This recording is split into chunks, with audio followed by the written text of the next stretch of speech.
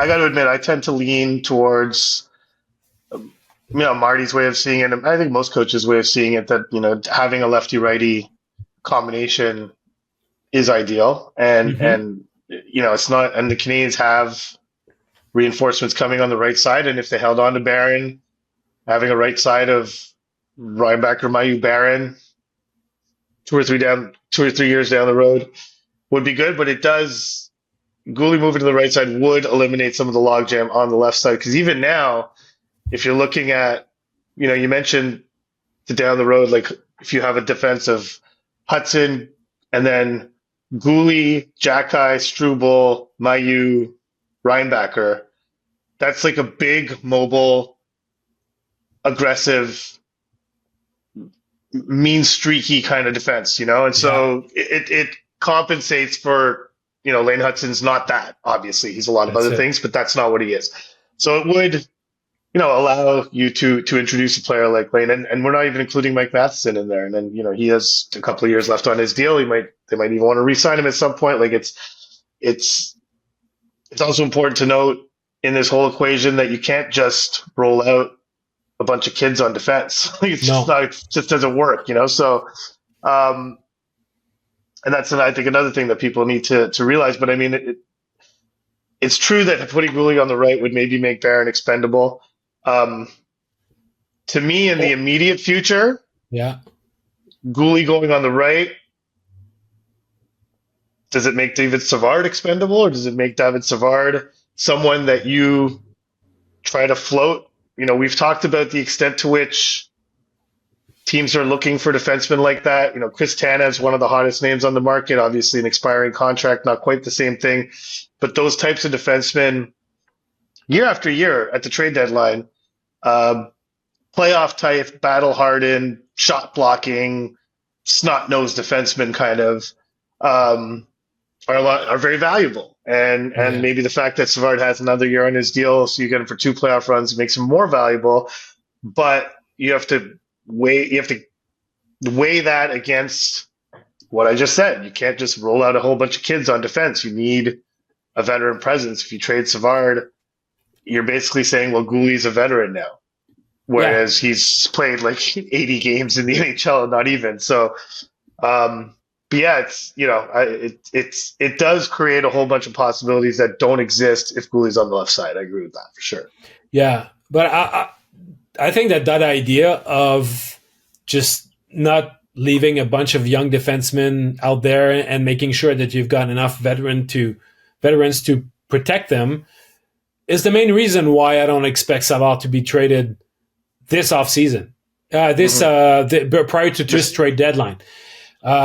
Next year, at the same time, might be a different matter.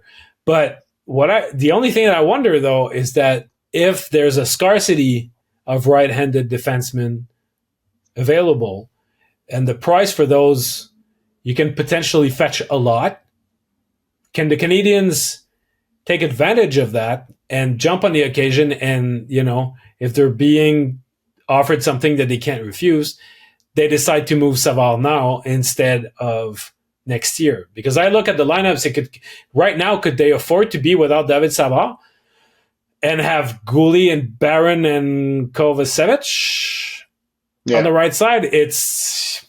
You would have to be so out of contention by trade deadline, and which they will be. you wave the white flag and say, you know what, let's screw. Too bad. Let's just screw that. Well, Uh, that's exactly what's gonna happen.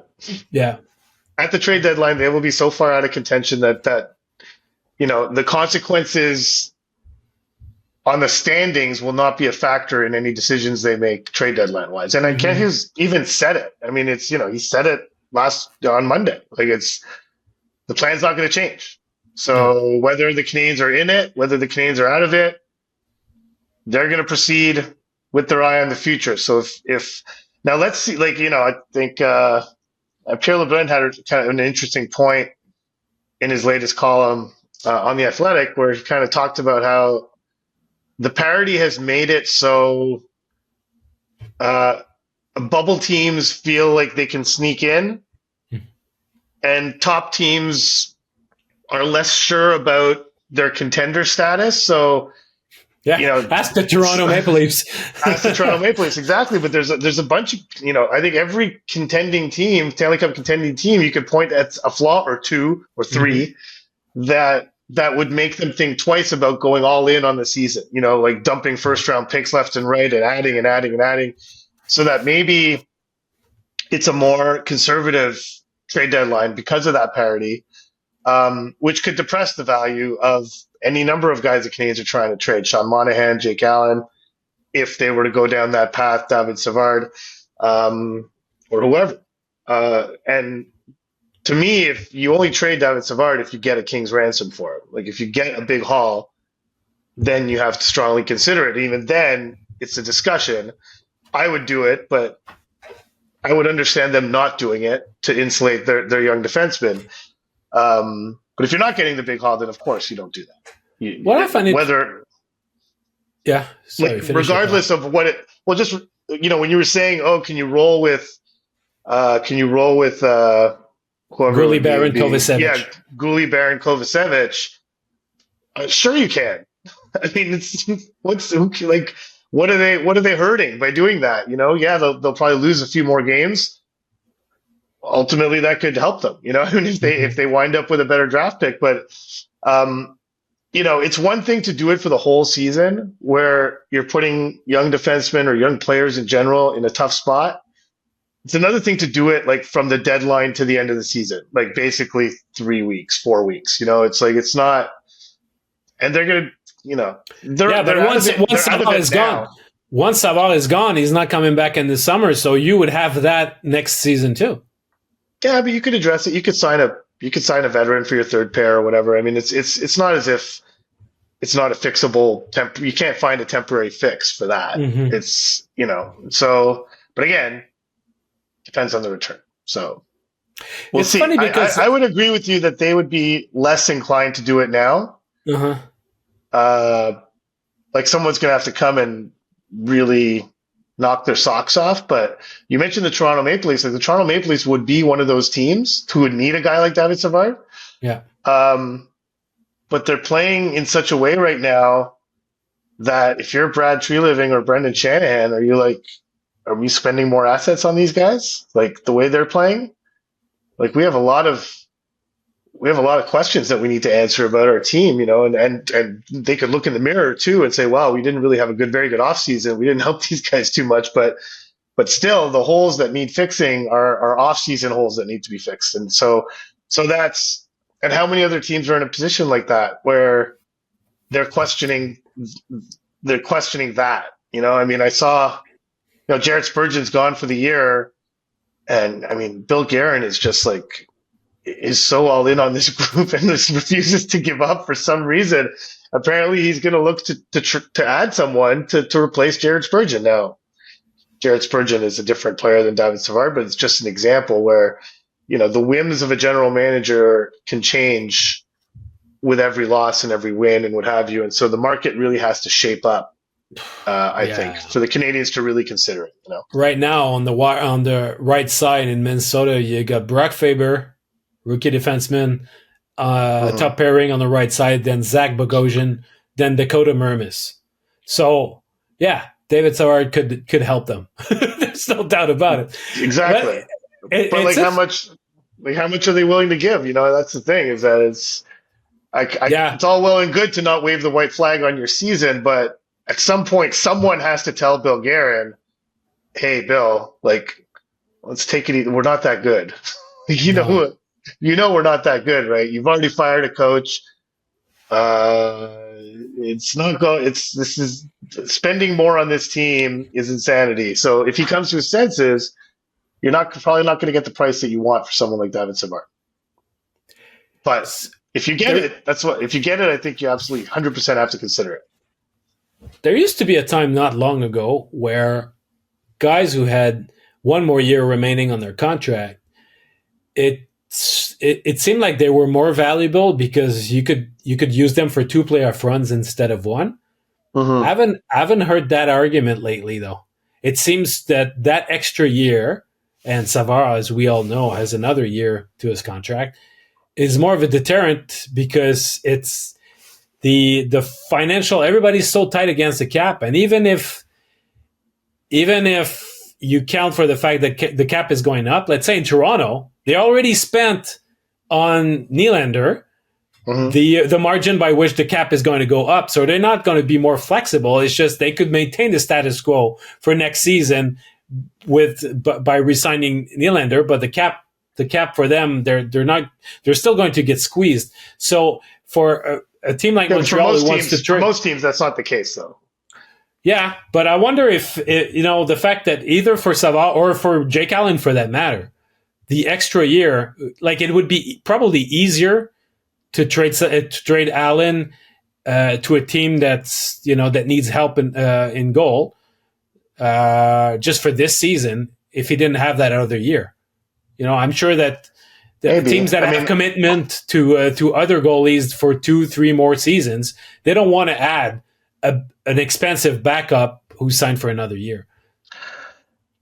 Yeah, but I think the reason why we haven't heard that is because, this is the first year that teams could actually consider doing that. I think is it's been for so long they couldn't add the guy with the extra year in his contract because the cap was not going up.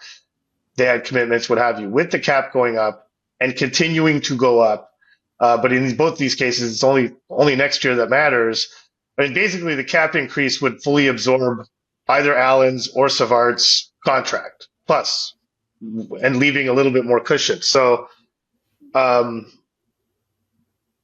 but I think what's different is that it used to be that extra year got you more value in a trade. Mm-hmm. Like, this is where I think you're correct in that now that extra year might actually cost you value in a trade, or won't get you more of the value that you should, because you're sending a player that's under team control for the end of one season, a playoff, and a whole other season and a whole other playoff. That is where I think you might be correct in that the value of those players used to be higher, and maybe they're not anymore. Yeah. So maybe so in that sense, perhaps it hurts Savard's value. And in that sense, it would make more sense for them to wait until the trade deadline next year to trade him. But he's healthy right now. We cannot guarantee that he's going to be healthy next year. Not only that, we can't guarantee he'll be effective next year. Yeah.